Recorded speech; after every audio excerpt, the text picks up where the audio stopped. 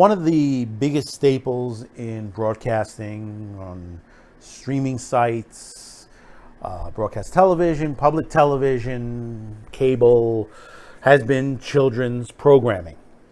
For years, we've had some great content. I mean, great content. And I'm not talking anime, even though anime has had their tout of some great stuff. And we got some stuff that's being brought to the U.S. for the first time in English, as we discussed it in another video. And one major thing is that lately, the major channels that you see, Nickelodeon and the Disney Channel, and I'm not talking Disney Plus, we're talking the Disney Channel on cable, Boomerang and Cartoon Network, have seen decline ratings. I mean, we're talking falling into the basement, and the reason is the content that they have been putting on their broadcast stations. And if it isn't the style of cartoons where we had cow arts, which has become overwhelming in the industry, in the American or the Western cartoon business or animation business for kids. You're seeing kids just literally turn away. I mean, you have networks playing the same program day in, day out. If it isn't Teen Titans Go, if it's not repeats of the newer versions of DuckTales, or trying to satisfy the kids by rebooting some of the older programs into a more present day structure, where basically they might have been in the 80s and 90s. They want to bring it forward into 2021 with ideologies of this period, which doesn't belong in a children's cartoon. Then we get this from a dying Cartoon Network Studios, which basically most people don't realize they are struggling. And most people say, well, why would you say that? All you have to do is look at Cartoon Network itself, look at Adult Swim, look at Toonami, look at the programming that they're bringing in. It's not like it used to be. When you have the Adult Swim section of it on the app, remove the live shows, the popular live shows, you wonder what is the thinking over at Cartoon Network? Why were they pulling these things out? And then you see all these shows, even some of them which happen to be okay, the ones that have been popular with kids and young teens and teens. We'll go through that. We'll go through that on there. Which one I'm talking about. Then start to talk about diversity. Start talking about race. Start talking about things that doesn't belong there. Doesn't belong in a cartoon. When I was a youngster, I went to watch cartoons because they were fun. They were enjoyable. Once in a while they did teach me something, but that was at the very end, right before the credits. But it was something that basically was, life lesson. In other words, not to set fires, how to take care of an injury. If someone is bothering you, be sure you tell an adult. That kind of issues, which is normal for kids in these days. Is your mom there? No, I'm home alone. Well, you won a prize. What's your address? 42 Oak Street. Hey, Roblox, some stranger's bringing me a prize. A stranger, huh? All he wanted to bring you was trouble. Remember, never tell anyone you're home alone, and never give anyone your address. I'll say Mom can't come to the phone. Smart thinking. Now I know. And knowing is half the battle. G.I. Joe! Then you hear that Cartoon Network Studios is unveiling the return of Cartoon. Cartoon was a great series. And I used to love this, especially on the weekends. And he used to tout stuff like Courage the Cowardly Dog, Cow and Chicken, Dexter's Laboratory, and many other Powerpuff Girls, many other cartoons that were part of this series, which was fun to watch constantly. You know, you got a block of them, and they were always together, and they did a whole long day of it, 2, 3, 4 hours sometimes at certain points. So now what's happening is they're going woke with cartoons. And this is how it's out. This is off Deadline. Cartoon Network Studios has drawn up a new short program, Cartoons, focused on the showcasing of diverse stories, centering on new voices and mentoring the next generation of animators. The studio's largest and latest commitment to animated shorts to date, Cartoon follows the first Cartoon Network Studios shorts program that launched in 1995 as world premiere Toons and served as a platform for artists to freely develop and create animated content. The shorts program at Cartoon Network has served as a jumping point for a number of notable animators, including Glendon Tartarovsky, which is Dexter's Laboratory, Craig McCracken, Powerpuff Girls, Rebecca Sugar, Steven Universe, and more. Shorts created through Cartoons will vary in length and subject matter and will cater to various audiences ranging from preschoolers to adults as artists explore and develop their fine works. They will receive focused studio support from a dedicated team of veteran producer mentorship. Completed shorts will have a potentially to be globally distributed by Warner Media across various platforms, including linear broadcast through Cartoon Network, streaming through HBO Max, online, and much, much more. The program will be open to artists, producers of all experience level from both inside and outside Cartoon Network.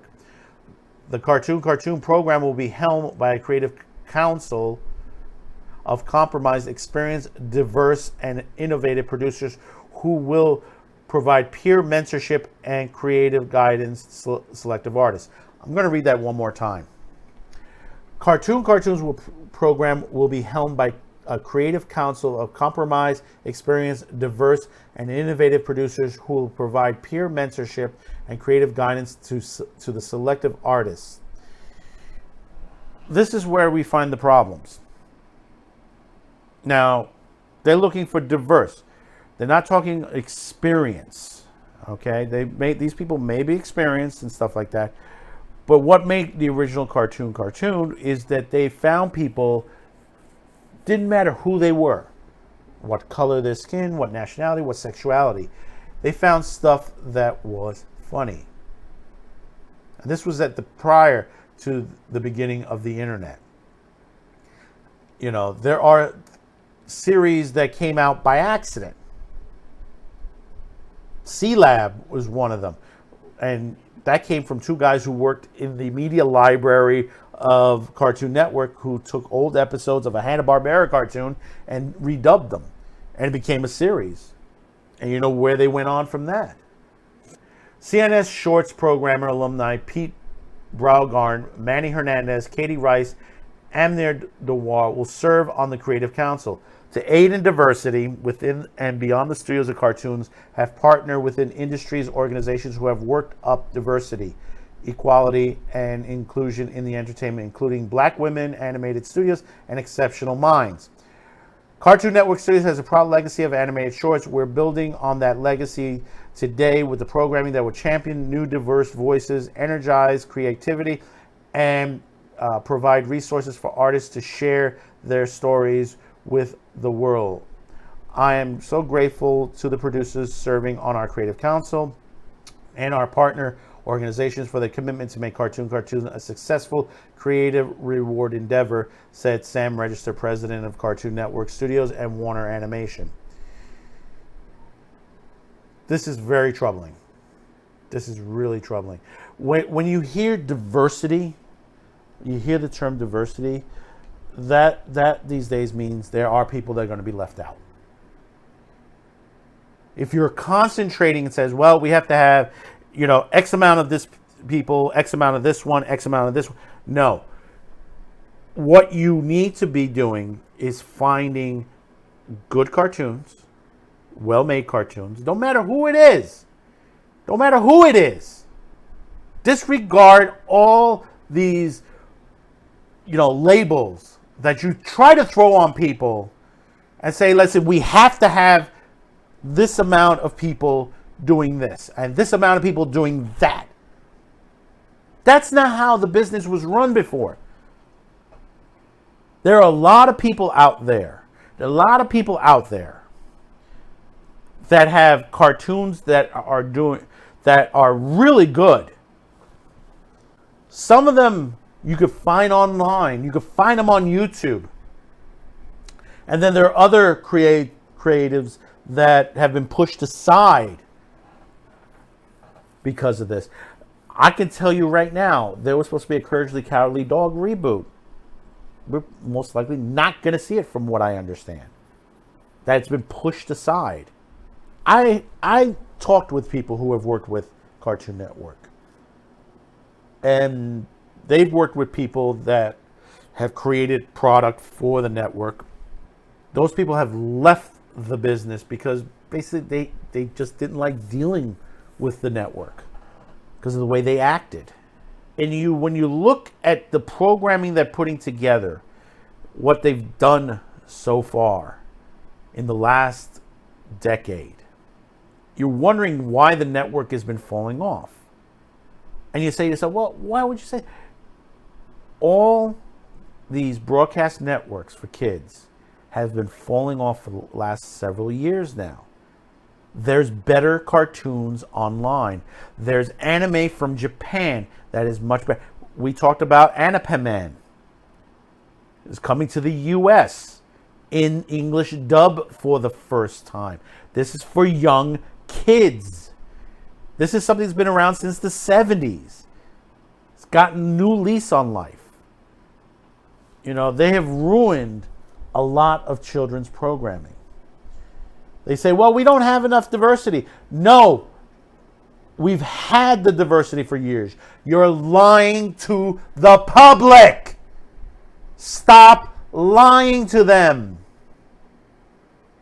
See, the thing is, you could tout that say, well, we don't have enough of this and we don't have enough of that. If you want that, start at the school level. Because the people you're hiring are just activists. That's all they are. They're activists. Look at the programming that is happening now. All the TV shows, all the cartoons that are coming out of these networks that are just literally political driven. Look what they want to do to Captain America in the comics. I mean, it is just an insanity that what these people have done. I mean, look what they've done to the Looney Tunes. They've taken Elmer Fudd's gun away. Pepe Le Pew is not in Space Jam 2. But yet they put the characters from a movie that assaulted and murdered a woman in front of her husband. If you haven't seen it yet, and if they haven't removed it from the trailer, it's in the trailer. Look at the trailer in the background. You'll see the guys with the bowler hats, the white uniforms, and the cod pieces. It's there. Or go back to my video, which I do show it. I have a video back that discusses this. This is the hypocrisy. This is the political insanity of the people that are being hired in these networks.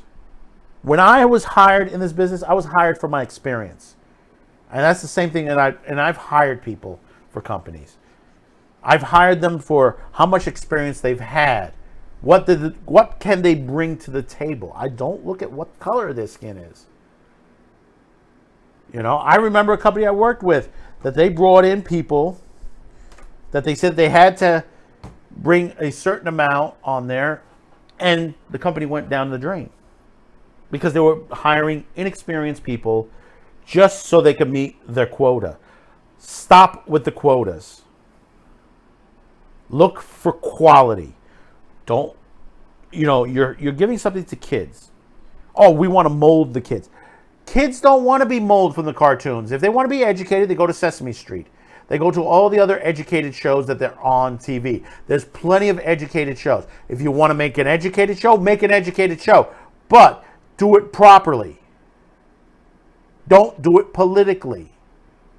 We've seen the rabbit hole that freaking Sesame Street's falling into, where they're trying to be diverse, trying to add diverse characters, which they had diverse characters years ago, which they could have started using again. So you may say to yourself, why do you say RIP cartoon? Because that's what it's going to be. It's not going to be cartoon. There's a channel, an app, not an app, but a streaming site called Toonami Aftermath. And they play cartoon every once in a while. I suggest go check them out. Because basically, I think that's what's left of cartoon. Because, Dexter was fun. I loved Dexter. Powerpuff Girls, I loved Powerpuff Girls. That was it was a crazy little cartoon that just went over the top as far as fun. Now it's going to get butchered out by a live action one in the CW. And I have to say, Steven Universe was okay. There are some issues toward the end of the line, which they've gone a little bit more woke lately. And that's what the issue is with the network, is this is what they want. You started out, Steven Universe, very good. You were teaching kids to sing. Do you understand? You could have continued that. Kids remember the songs from your cartoon. But then when you started talking about race and this and that, you're going to lose your audience that way. That they don't want to hear that. They don't want that. They want that story that you were starting with, that added music to it. That's why it lasted.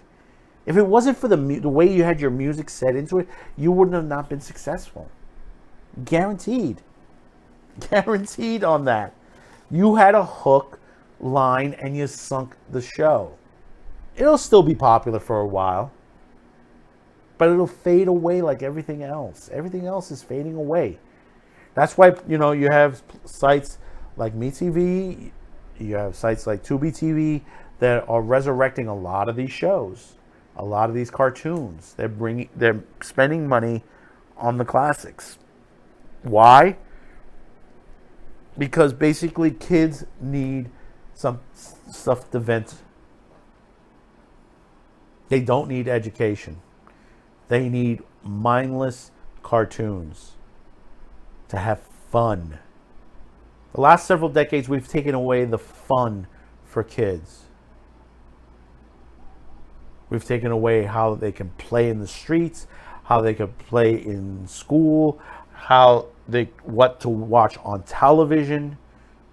We used to have Saturday morning cartoons until the government stepped in and says we need more education on Saturdays. No, we don't need more education on Saturdays. We need to fix the education system that we have that is been damaged for decades. Kids are overwhelmed during the week.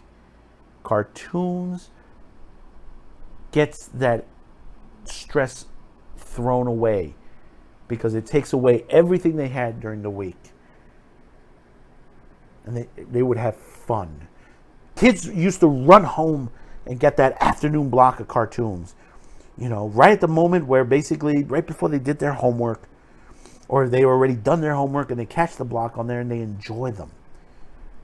And then Saturdays came along, you grabbed your cereal off the shelf, the milk out of the fridge, you poured it in your favorite bowl, got your favorite spoon, and you dug into it.